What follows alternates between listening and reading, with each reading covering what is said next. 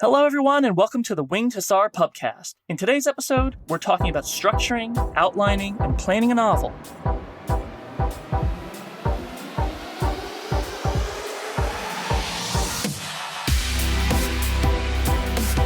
Welcome to the Winged Hussar Pubcast. From fantasy to sci-fi to history and horror, your hosts are about to take you on a journey through all things Winged Hussar Publishing. Sit back and relax as we talk about writing, gaming, as well as interview some of your favorite authors. Let's wing it. Welcome back to the podcast. I'm your host, Brandon. I'm Mark, and here we are on episode 503, I guess. I don't know. And to talk about structure. Yeah, and I'm hoping to learn a lot on this one because I don't plan or structure any of the work I do.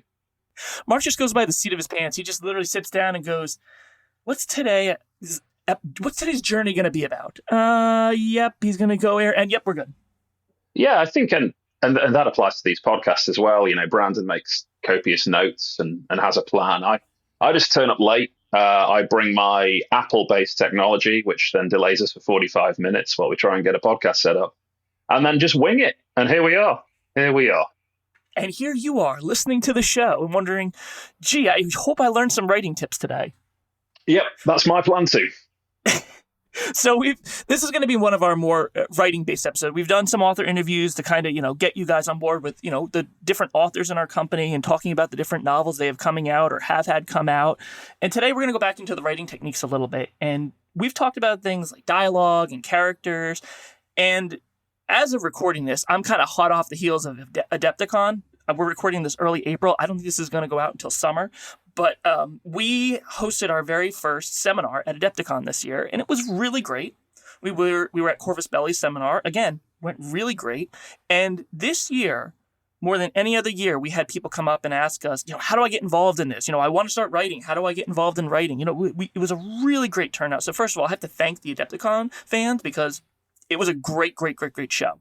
So that said, we talked a little bit about this at the show, but I want to talk about this more in depth on our show about how you structure an outline and how you get down to writing a novel. So we're going to hopefully try to touch on every bit from the beginning of how do you write the outline that you submit to the proposal that you submit to the company, to how do you write and structure the actual novel once it gets approved.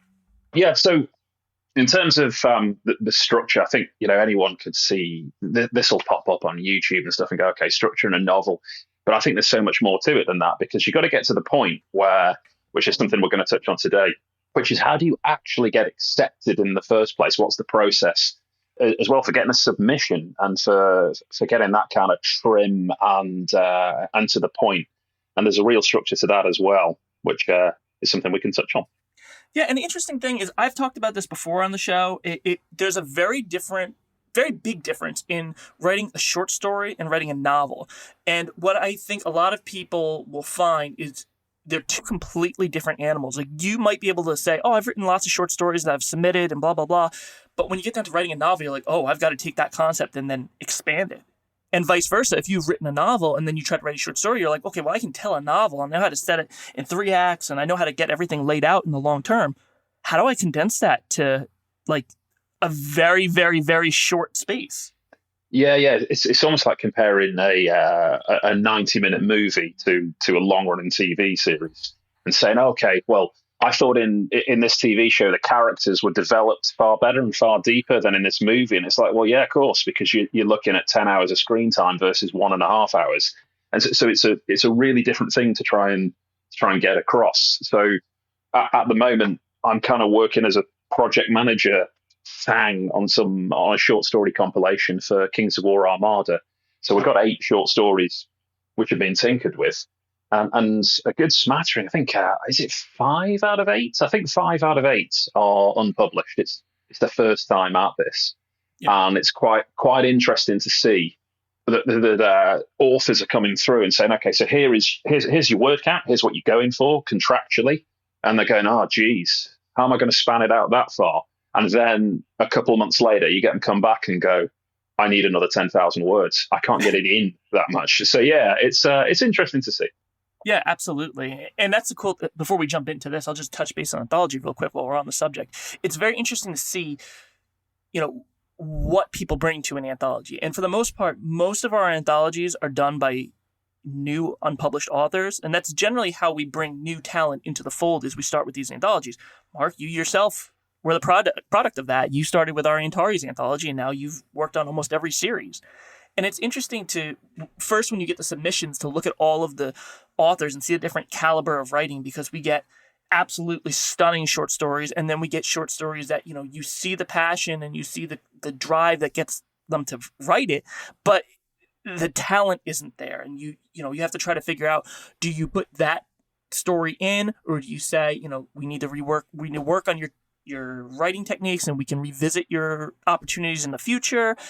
And it's just interesting seeing the final result and seeing, how they compare to each other. I mean, even if you look at those Antares anthologies, even though they're out of print, or if you look at the Kings of War anthology, it still is in print. Both of those, we've had published authors and unpublished authors, and you can see it's interesting looking at the quality of longevity that both sets of authors have. And it's fascinating reading reviews and reading out what stories people liked and what stories people didn't like. Because sometimes we'll get published authors that we get feedback on that they're like, the general public is like, they don't really care for that story. But you get feedback that a new author, they really did like that story. So it's interesting working in an anthology. That's one of the most diverse settings.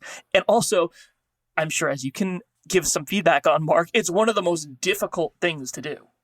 Yeah, in a lot of ways, but I think it's a really, really good way to get your foot into the door. That if you're a new author, and I'd imagine if most people are clicking on this stuff and listening to it, if people are experienced authors, maybe there's not a lot to gain by listening to two guys talking on a podcast. But if you're a new author or an aspiring author, then maybe there are some good stuff here. So hopefully, if it does help, it is a fantastic way to get your foot in the door and to start building that CV. So I think the thing is that for a lot of first-time authors, it's just like, okay, this is my genre. This is what I want to write. Here's what I want to do. I've got my story. I've got my characters. It's like, yeah, but it's a saturated market. Not everyone's going to listen. But if you go in with a CV and say, actually, I've done some writing before. I've dipped my toe in. I have met deadlines. I've proved I can meet deadlines. I've proved I can work in a mature manner with an editor and do what I'm told. Then it looks good. And I think these anthologies are a really, really, really good way to start that. And also, I found that some of the authors working on the anthologies as well, exactly as you said, because it is more difficult than a lot of people think, will do that story, say do a 15,000 word story, and then go, wow, this isn't what I thought it was. Yeah, I'm out. I've done the thing I wanted to do. I've got a bit of my creativity on a bookshelf somewhere, but this is a lot more difficult than I thought it was. So it's also a good way to find out if it's something you enjoy before you commit to trying a full novel. And then, as we've seen with Winged Hussar, we've seen a number of first-time authors have got the ability, are really good, and then get a quarter of the way into a novel and go, I can't do this, and break contracts. So, yeah, it does happen. But all that said, let's get talking at the beginning of any story, the proposal. So when you're reaching out, I'm going to use us as a base of this because that's my experience, but a lot of this can be curtailed to any type of publishing industry. This is general advice, but I'm putting the lens specifically on us and what we do because I can talk from experience. So when people come to us, we ask them to send a proposal for what they're looking to write. So I've had people come to me and say, I want to write, but I don't know where to start. I don't know what kind of story I want to write.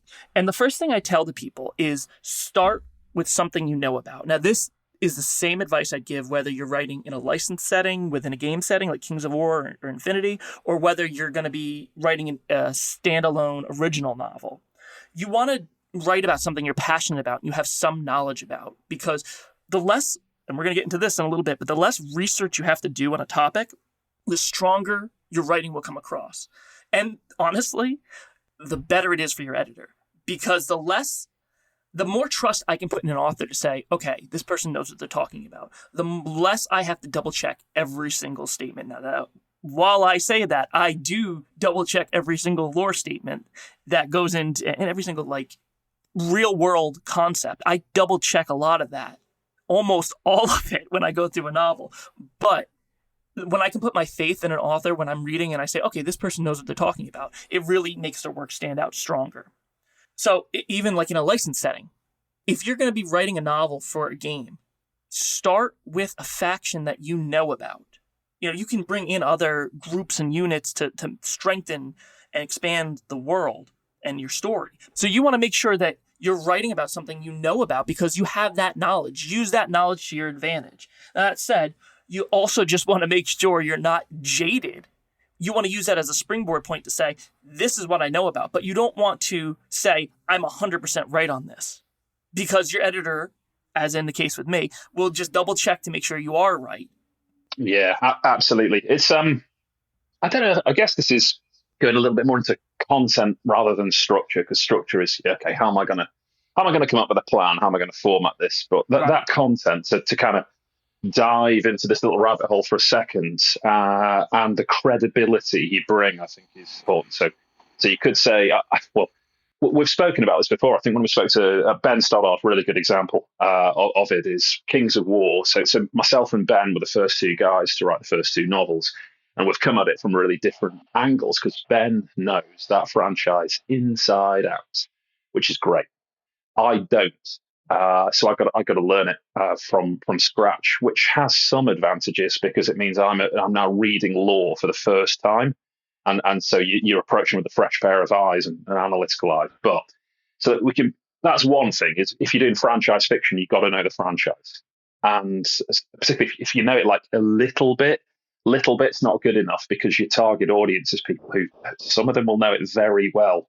So you really got to get stuck in there. And people will make mistakes. It happens.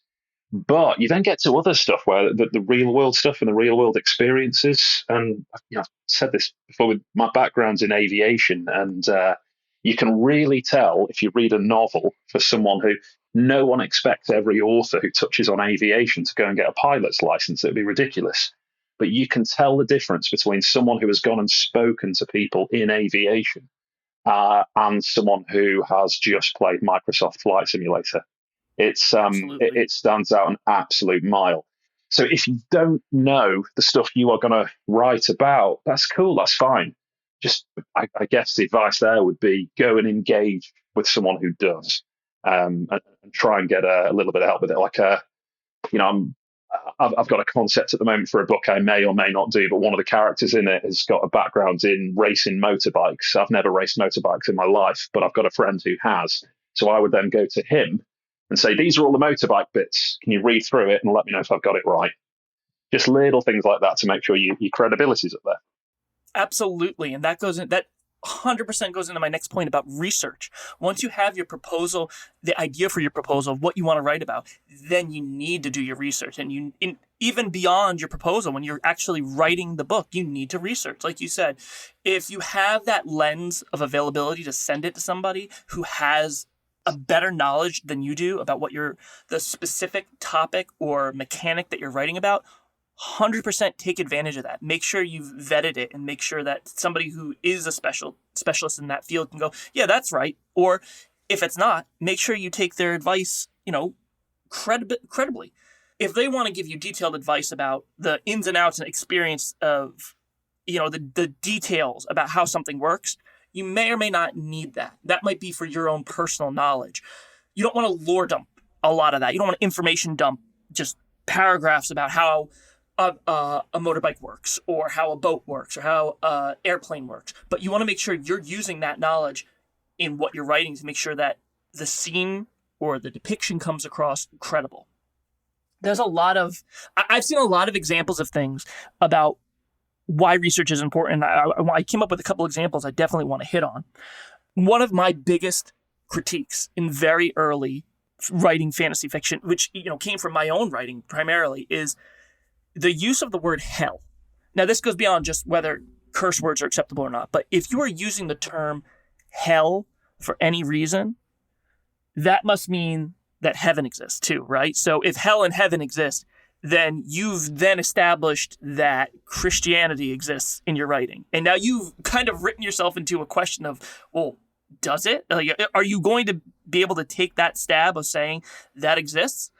That's kind of where, we've talked about before, using unique swearing or unique terminology works better in a fiction setting. So, for example, I'll use Kings of War. Kings of War has the abyss. Now, in early days, I think even with Steps to Deliverance, we referenced hell. And, right? Did that come up in Steps to Deliverance? Did we have this conversation then? Yeah, I remember we did, because it's just like, well, but I suppose in real world terms, if you were to go back 1,000 years and you were to read an account of the abyss, I think you could logically make the jump to say, so this is a reference to Christian hell. So therefore, are the two interchangeable? Could you say the same for Kings of War, that whilst abyss is the most commonly used word, would hell occasionally be used? And right. Yeah, I do remember us having that conversation. Right. And there's always colloquialisms and everything. There's always going to be people are going to modernize words through time, and, the vernacular changes.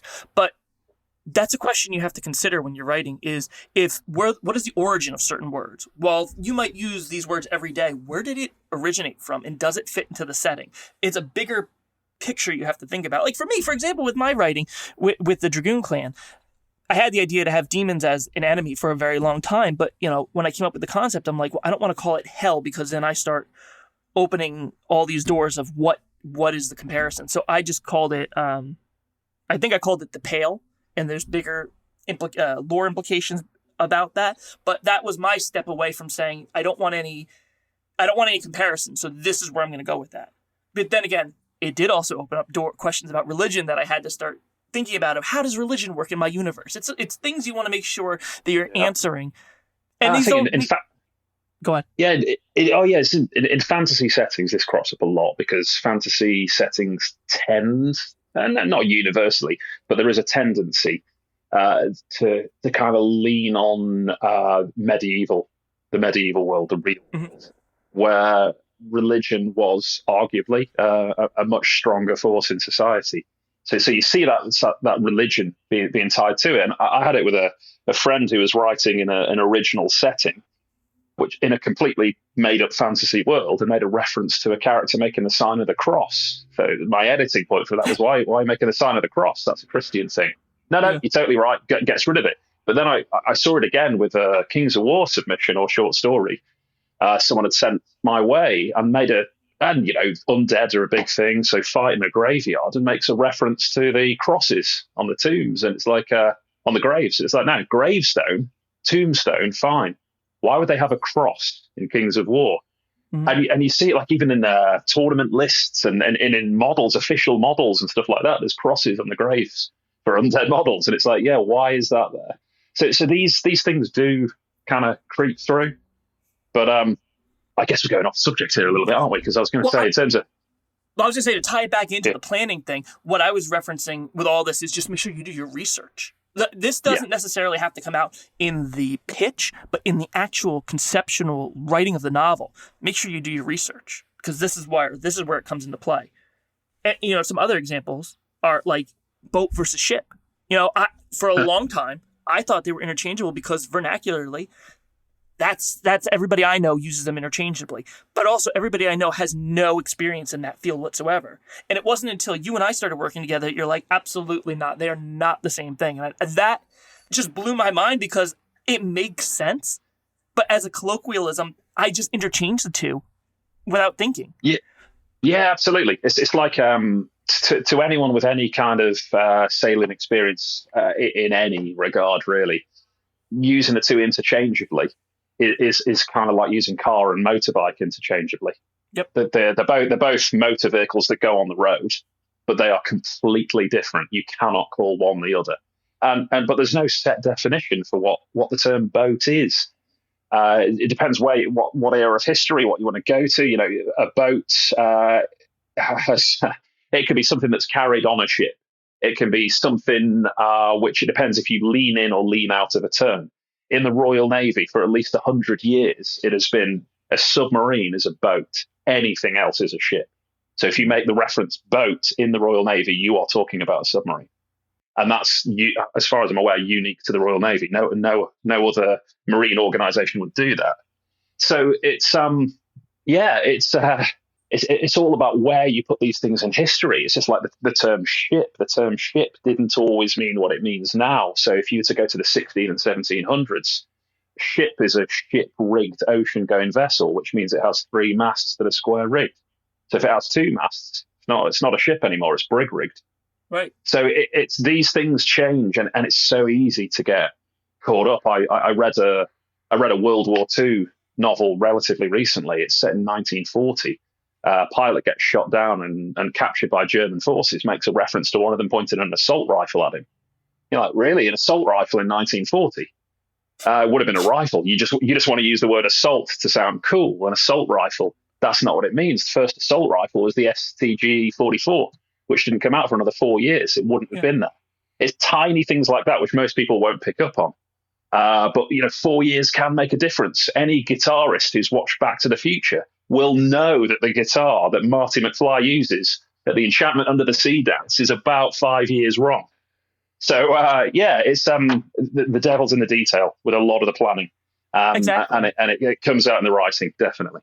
And so where does this all tie into? Because when you're doing your proposal, when you are thinking about using a concept, or when you're planning a scene, or when you're planning something that you're going to send to the publisher that you are then in your mind establishing you want in the book, you want to make sure you've done your research, because you don't want to have this scene planned out or this character background, whatever planned out, and then it gets to the writing stage and you're like, well, now I can't use it because everything I had conceptually planned is wrong. So that's just something to keep in mind. You want to make sure you do your research in the proposal, in the actual writing of itself, everything. You want to make sure you do your research. And along the same terms of research, you want to look at what's out there already. Whether you're working in a licensed setting or an original setting, you want to look at what the contemporary works are like. We'll start with licensed setting. So we try to make sure that all of the different factions and all the different, groups within a game are properly represented. We want to make sure that we're not having the same faction repeatedly star in a novel. And, sometimes that happens because we go through groups. When we started Kings of War, we started with the Basileans featured 3 different novels in a row. 4, I think, actually. 4 different pronunciations as well. Yes, which is good. Because... Yeah. It's all regional. It's all regional dialects. Yeah. But, there was a point to it. We wanted to establish them as the primary faction first and foremost, and then branch out from there. At the time, they were one of Mantic's most unique original factions, so we wanted to make sure they were highlighted as the main one. So we did those. We branched out. And now we have dwarves and goblins and elves, oh my. But we've run the gambit of the different factions now. So when... early days when people were making submissions, anybody who sent in for Basileans, we kind of said, we've already got it. We don't really want another story with it. So when you're writing in a licensed setting like that, look at what's been done and make sure you're not writing the same exact story.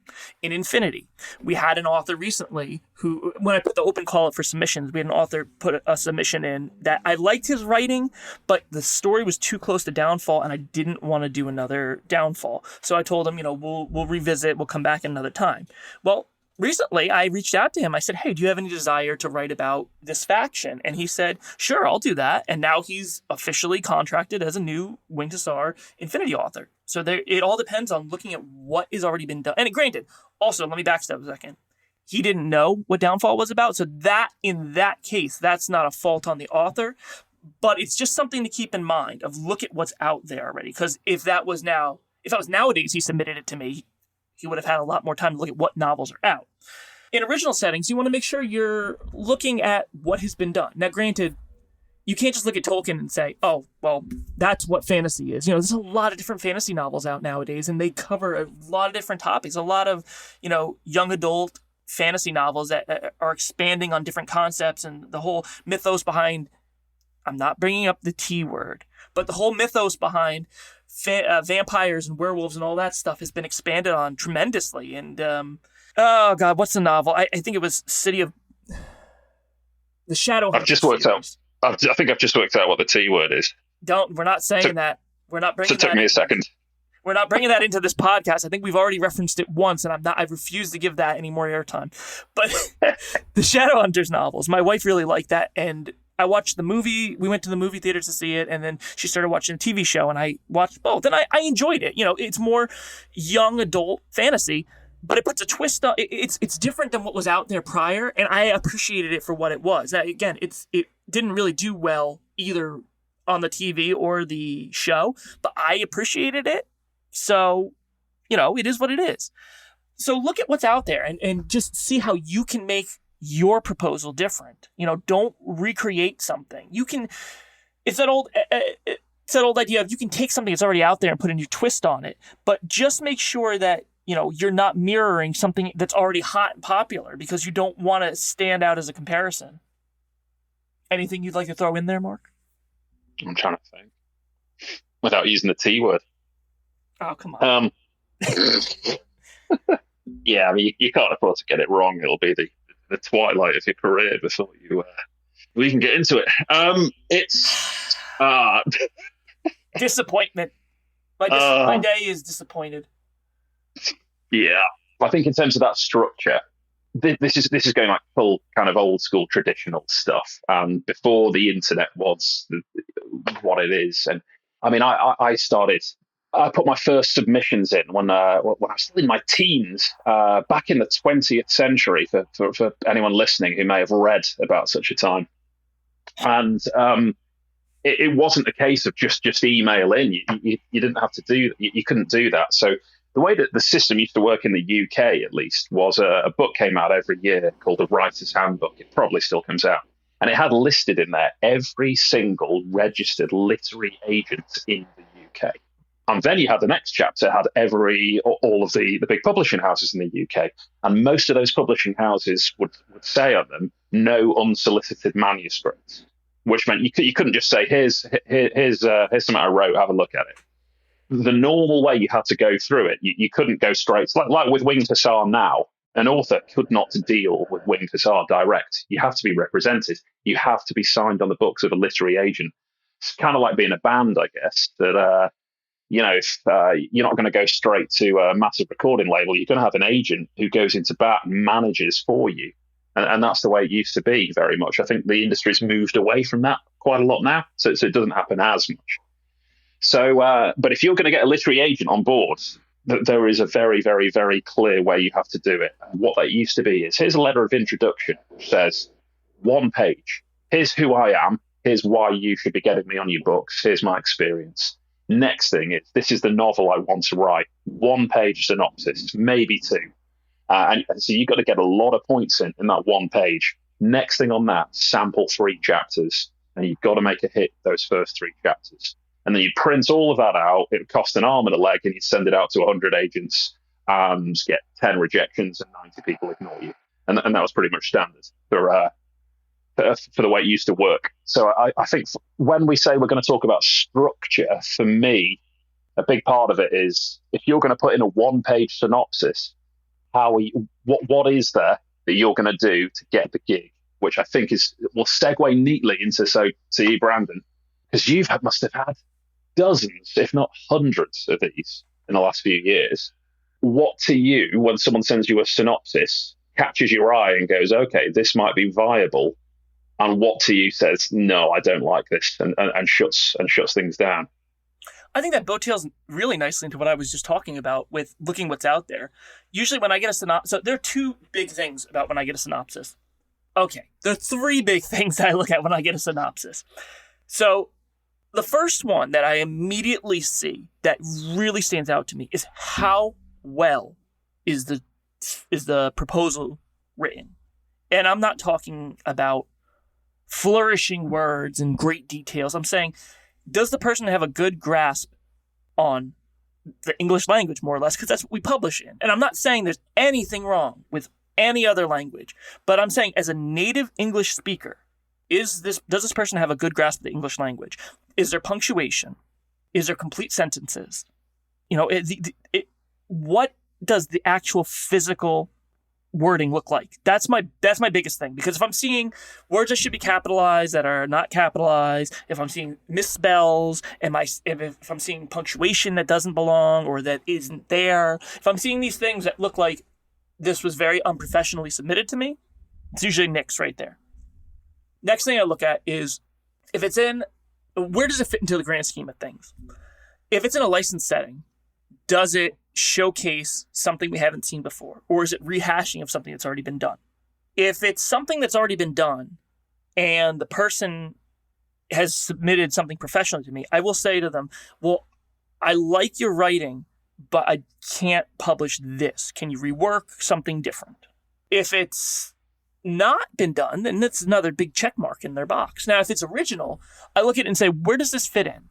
Now, usually, I say usually, not all the time, but usually if it's somebody, there are cases that I will usually greenlight original fiction. And it's mostly if they've worked with us before. That's the big thing. Because of how jam-packed our publishing schedule is, if it's somebody that we've not worked with before and there's been no real attempt to make communications with me or reach out, I have a hard time greenlighting that because of how packed our schedule is, because the project isn't going to come out for a few years because of how busy we are. So that's a tough one. If it's, we'll take, for example, Riley O'Connor with Sword in the Cipher. That was a novel. Riley's worked with us before. We wanted to get it done. It was on the pub schedule forever, but we just hadn't had time to look at it because of all the other commitments we have. We said to him, we want to get it done, but it's just a matter of when we're going to get it done.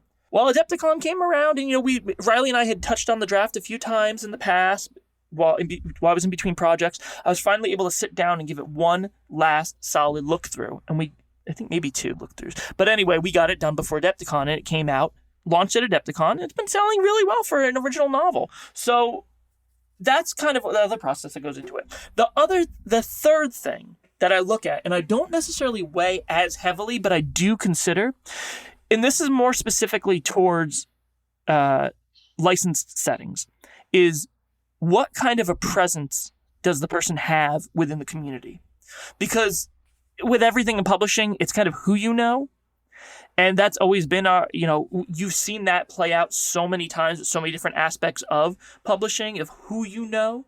And if somebody is a known entity in the community and I see them engaging in the different forums and they have a following of some sort, that does give credence and weight to their proposal, because while an IP setting already has a built-in audience, we want to make sure we're selling properly. And if they have that already established following, that in our eyes, that helps establish there will be more sales. And again, it doesn't always come down to sales, but it is a factor. So that is something we do take into consideration as well. So those are the three big things I look at. How well it's written, if it's professional, if it's already touching on something established or not, and if the person submitting has some sort of following. And just for clarity's sake, we do also list that on the submission page on the website, that if somebody has a following or if they're established in some capacity, we do like them to note that, because that is something, again, we take into consideration.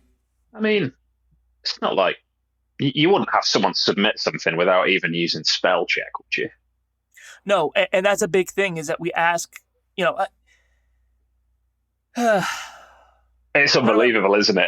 I mean, the amount of stuff which sometimes comes around to me to say, have a look, what do you think of this? And it's like, oh my gosh, they're asking for to be considered for a contract, and they didn't click spell check. It's it's crazy. It's a real own goal. It's such an easy one. So yeah, as obvious as it sounds, there must be people listening going, well, of course I would, but so many people don't. So don't be one of them, I guess. It's such an easy own goal to commit. It is a very loaded question for me, because there's a lot of people that I work with in this industry that I have a great respect for that have a hard time making sure they do that. And if you're listening to this podcast, if you're a Winged Hussar Publishing author, or whether you're a fan or whether you're trying to get into the business, all I can ask is please make sure you look over your document before it's submitted to any publishing industry, and make sure you do run spell check. And while I understand that if you're writing in a licensed setting, spell check's going to come up with a lot of words that it doesn't recognize, that's also your opportunity to right click on that item, click add to dictionary, and your spell check will never factor it in again. And that actually works out wonders for you, because in my own setting, when there's a slew of original spelling words that I have, I add it to the dictionary and spell check doesn't check it, but it will catch it if I'm misspelling it. And I have caught a few misspelled original words that I thought whether it's an extra key I accidentally hit or what the case, spell check fixed it for me because I already have the word that's supposed to be in spell check. So yes, spell check can be your best friend if you use it the way it's supposed to be used.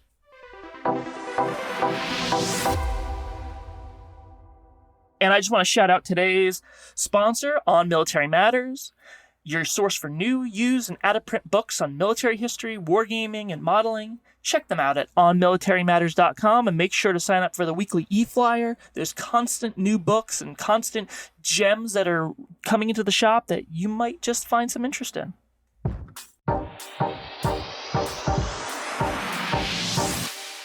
All right, so let's talk about something we've already discussed. It's a chicken or the egg scenario, and I want to hear your opinion, Mark.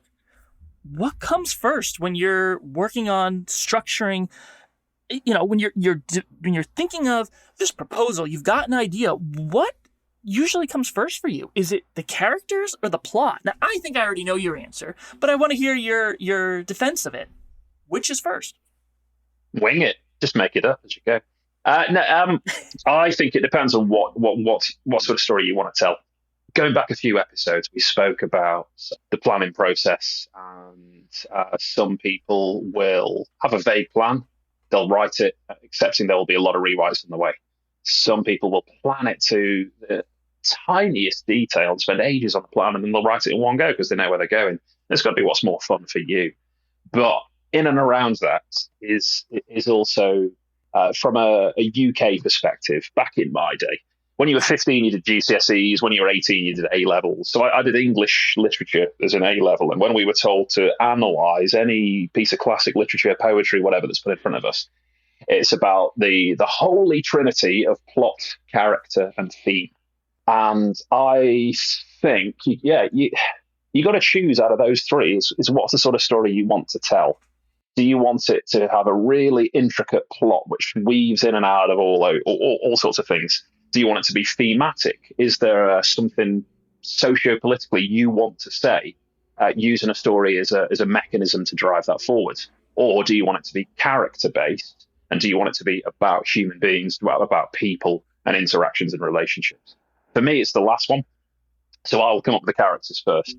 And so if I'm coming up with an idea and I'm going to submit something to you, to a company, whatever it might be, I'll come up with the characters first. And I think anyone who's ever read anything I've done, that will come as absolutely no surprise, because all of my plots are paper thin. And I'm cool with that. I'm really okay with that, because I'm not trying to. I was going to make a 90s pop culture reference, but I can't remember the name. Yeah, Usual Suspects. There it is. Mm-hmm. Usual Suspects. What a plot. That is all over the place. Absolutely all over the place. It weaves in and out of everything, and it constantly keeps you on your toes. I'm not trying to do that. I don't want to try and tell those stories. I don't enjoy writing that sort of thing.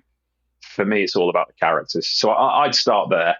And then once you've got a cast of characters, think, what is an interesting scenario to throw these people in, which will naturally bring out the most interesting aspects of the characters I've just come up with a concept for. And that's how I kick off. Absolutely. I'm on the same page with my own writing. The focus has always been on the characters. I want to tell the story about the characters first. Now, how do I do that? What do I do to make the story interesting? So that's where I always start, is what characters am I featuring in this novel, and what do I want them to do? I start there and then build out. And then kind of in the same token, what do you usually do as far as actual writing goes? What do you write first? I mean, some people will start with the beginning and naturally go forward. Some people, the really bizarre people that I don't understand, will start with the ending and then build back. Weirdos, I swear. Anyway, some people will, and what I personally do is I look at where I want to start, then I pick key moments and then get to the end, and then I fill in the plot in between. What do you do? Write it chronologically. There's occasionally I'll get in my mind, here's a pivotal scene which is really, really, really important. And if it's at the point where I've had it where it's like it's distracting, it's like this is a key moment in Steps to Deliverance. I guess if people are listening to this and read any of my stuff, they may have read that. There's a key scene which is where there are two characters who are kind of background characters up to the point where in the second half of the book they become the primary protagonists, and they're both in the flashback at the start, but you don't realize that it's both of them that they've met before. And there's a scene where the two are talking, and one of those characters, the penny drops, and she realizes that these two met years ago at a really, really important part. And when that scene, I wrote that out of sequence because it's like this is a really, really key point which brings everything together, and I've been moving towards it. So occasionally there will be a scene where I go, no, I need to write this now and get it as perfect as I can, and then I'll go back to the novel and I'll build up to that, copy and paste it into the text, then carry on from that point. But by and large, no, I just write from start to end, just with a few exceptions. And, that said, I mean, you kind of touched on something earlier with, I think you mentioned this in the beginning episode, or the beginning few minutes, but Orion wasn't meant to be the protagonist of Steps to Deliverance. I want to make it clear that it's okay to divulge from your outline. Once your proposal is approved, that core concept of the story that you've established is approved, but you're allowed to deviate from the plot. You just have to make that clear to your editor. And if you're working in a licensed setting, you want to make sure any big divulsions you're doing are approved by the game company. And that's okay. That's perfectly fine. And it's okay to rewrite things that don't necessarily fit. My best example is the opening to my novel, Rebirth of Courage. I rewrote 5 different times. The first time I tried to write it chronologically how it happened in our role play exactly to the T, because I wanted to do it exactly how it happened. It was terrible. So I scrapped it and I rewrote it with characters who were more important to the overall plot.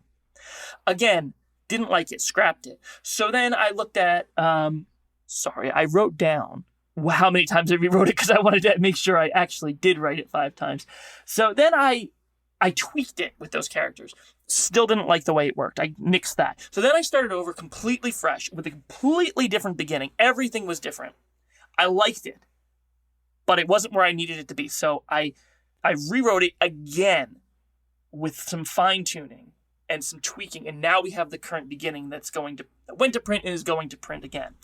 You can't be afraid to say, I like what I had, but there's something wrong with it. Let me rewrite it. That's sometimes the best things. You have to always have a plan B, whether it's in your outline stage that you have an idea and it wasn't approved by the, if in a licensed setting, it wasn't approved by the game company, or an original setting, if we take exception to it for whatever reason. You always want to have a plan B, and you always want to look at your outline critically. It's hard to do from an impartial standpoint because you are so close to the writing. That's why it's also good to get feedback. I know I'm throwing out 5 different things here, but it's just, there's so much that goes on into writing that, there's so much to consider. So I guess let me break that down a little bit. It's okay to deviate from an outline as long as you're making sure you note that to whoever you're working with.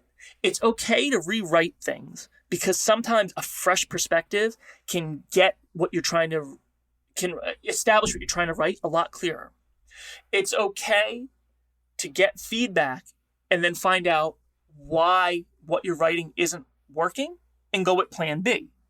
It's okay to just experiment. I think that's the greatest thing about writing is it's like a form of art. And, art is experimental, and you want to make sure that you're not hung up over something that may or may not be received properly. You want to make sure that you're able to experiment with it and, let it flow in the way it needs to. Have I completely lost the point, Mark, or does that make sense? No, I think that makes sense perfectly. But as with all these things, isn't it? There's a dozen different ways to do it. It's just it's finding the way that suits the individual, because you got to work in a way that you come kind of comfortable with, and it's kind of, is it an overlying principle, an overlying rule, possibly? If you're not enjoying writing, it's going to show. So you've got to write, you've got to structure it, and you've got to carry out the work that you've been contracted to do You've got to do it in the best way for you, so that you're enjoying doing it, and it'll show. And yeah, I think it's quite tricky. It's a bit of a rabbit hole again, but in the war game industry, which we're ultimately talking about, mainly, is some people have got like the one game that they play, and that's cool, and they'll just, you know, they'll love that game. But a lot of people will jump between different games, and you'll be in moods for different ones. And I'm finding, like, at the moment, I'm contracted to write a novel for a game which is currently I'm not playing. So it's really hard to get back into it, because it's been 6 months since I was playing it. Kind of me and my friends and family have moved on to something else at the moment, and it'll double back. We will double back to it, but contractual deadlines don't wait. So you've got to find a way to get back into it. That can be quite tricky. But that's probably motivation. That's a subject for another day.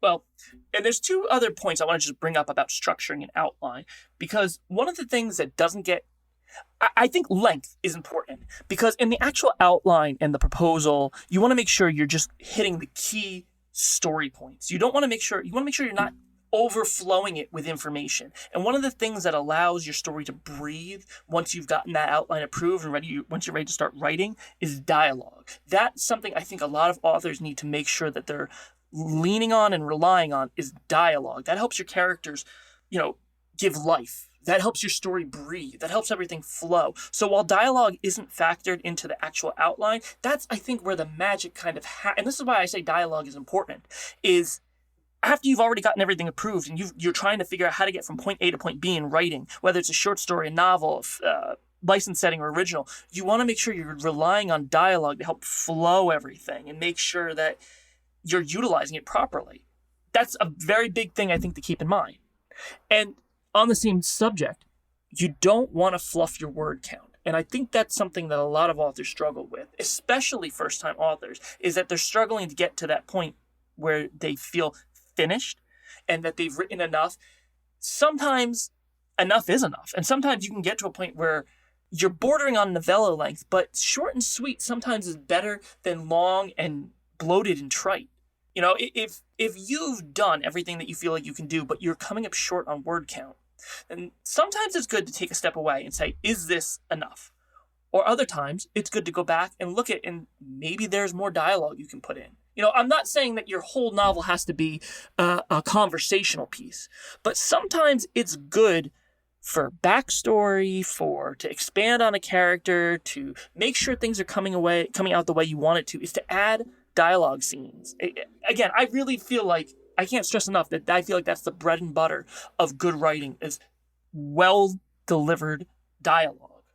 Yeah, I think it's a real tightrope act, particularly when we spoke about exposition and info dumps before, because it's like, if you are in a fantasy setting, a sci-fi setting, or even if it's a real world setting, but it's a complex, it's not everyday stuff. You could be, I don't know, writing about brain surgeons, whatever it is that most people won't understand. Info dumps aren't the way ahead. We want to try and avoid them as much as possible, but dialogue can be a way to do that well. But it's very easy to then go too far, to the point where all you've done now is just do an info dump and put quotation marks around it.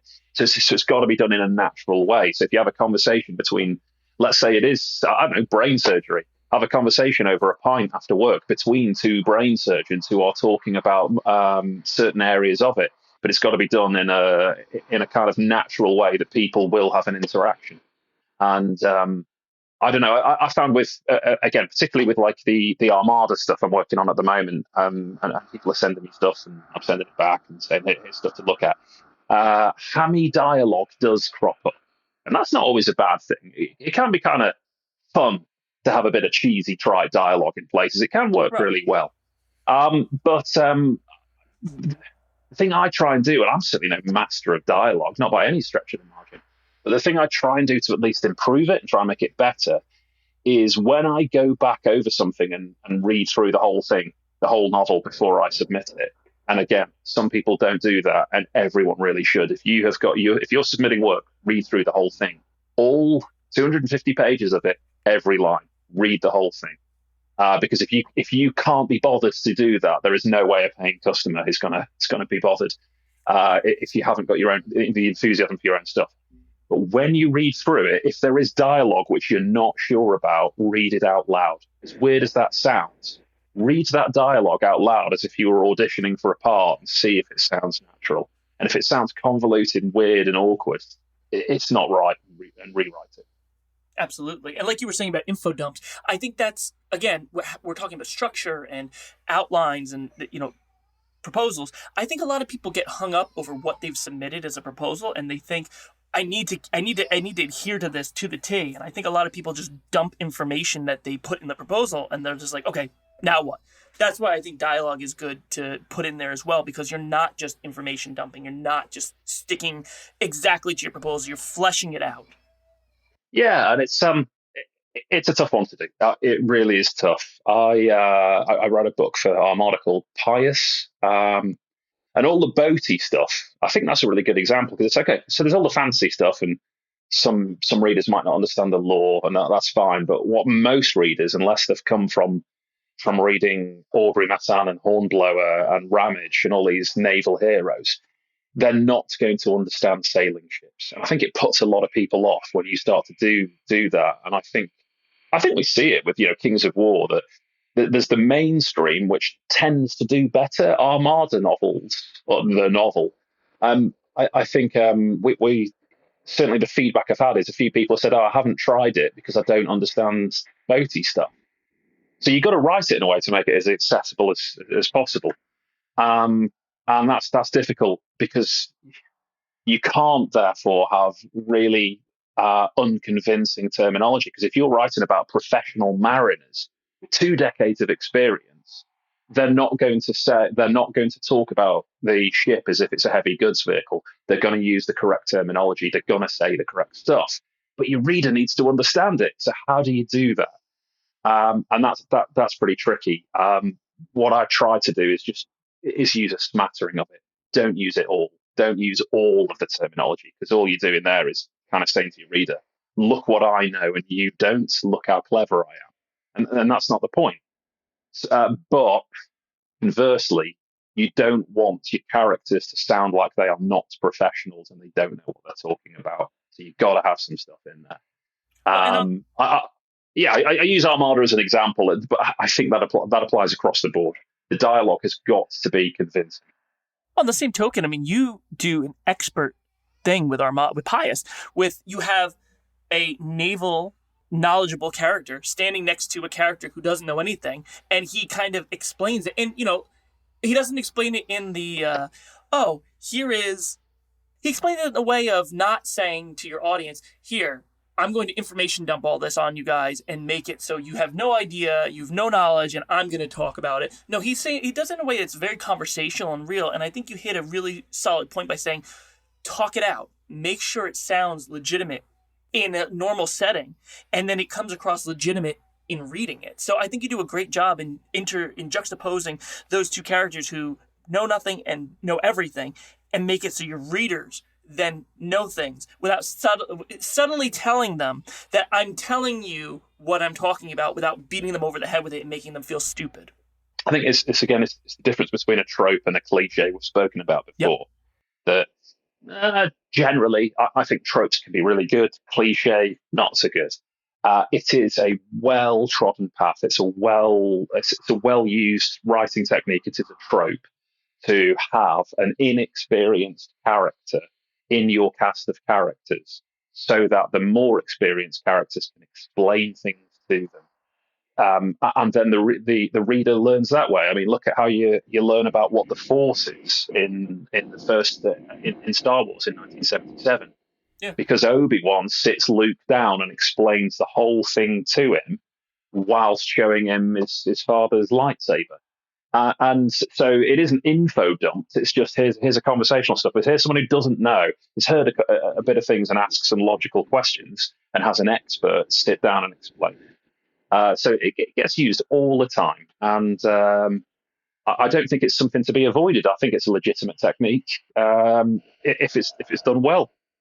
Right. It all comes down to relatability, which I'm pretty sure we've talked about before. But people don't want to root for Superman. They want to root for somebody who's relatable. And when you have a diverse cast of characters, you have somebody who's relatable. And if you're using advanced concepts or concepts you don't think that your audience is necessarily going to know in a general sense, you want to have a character who is that stand-in for the audience. And again, where does this all come in? This all comes into structuring your proposal to make sure whatever idea you have of where you're going with the plot, you have characters that relate to it.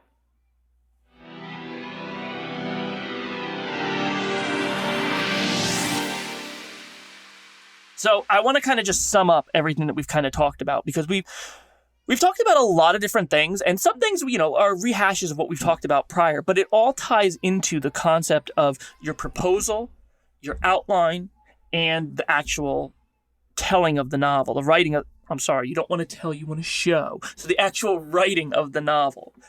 You want to make sure you're thinking about the market and the subject when you're writing this proposal that you're sending any publisher. You want to make sure that what you're doing hasn't been done before, and if it has, why does it make it different? You want to make sure you're doing your research properly to make sure that what you're proposing is accurate and makes sense. And you want to make sure your characters, whether you do them first or after the plot, you want to make sure that they're tying in properly to tell the story that you want to tell.